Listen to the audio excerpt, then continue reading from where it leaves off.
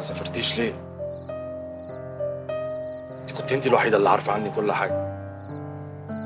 انت بس اللي بتهوني عليا. عادي كده؟ عادي تسيبيني كده بعد كل اللي قدمتهولك؟ اولا هو ما كانش في حد ولا كان في سفر. تاني حاجه بقى، عشان انت بتقول اللي انت قدمته لي، معلش يا خالد، هو انت قدمت لي ايه ولا عملت لي ايه؟ انا اصلا من ساعه ما عرفتك لغايه النهارده ما باخدش منك غير كلامه بس. لا انا قدمت كتير وقدمت كتير قوي، وكنت كل مرة بقدم بسمع اكتر كلمة مستفزة بتطلع منك ليه؟ شخص مميز قوي يا خالد. كل مرة كنت بتقولي الكلمة دي كنت ببقى عارف انك تقصدي ان احنا مش لبعض. ودلوقتي قولي لي انت. انا زهقت. ايوه بالظبط بقى، ما هي دي بقى اكتر حاجه بتخليني اخاف وانا معاك يا خالد، انك تزهق. وده اللي مخليني دايما حطاك انك مميز، مش اكتر من كده، علشان انا مش حامل اني اقرب منك فتزهق. ليه؟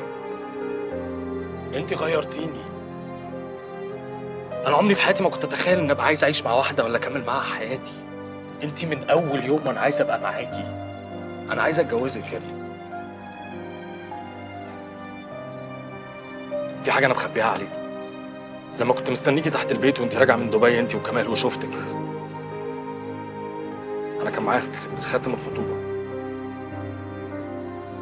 ودي اول مره اعملها. وش معنى انا؟ يمكن عشان بحبك بجد مثلا. انا اللي محتاجاه حالا اني اطمن. انا مش محتاجه احس بالحب، انا محتاجه احس بالامان. وانا لاول مره بقول لك محتاج اسمع منك كلمه وبعدين ابقى اعمل لك اللي انت عايزاه.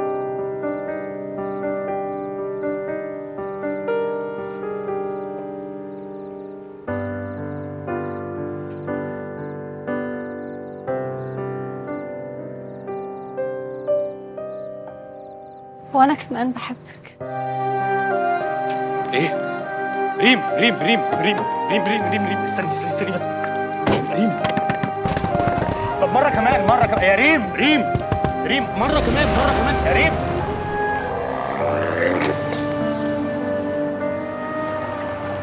جامد انا برضه. اشترك في باقات واتشت الشهرية بتبدأ من 14 جنيه و99 قرش، وباقات سنوية بتبدأ من 149 جنيه و99 قرش.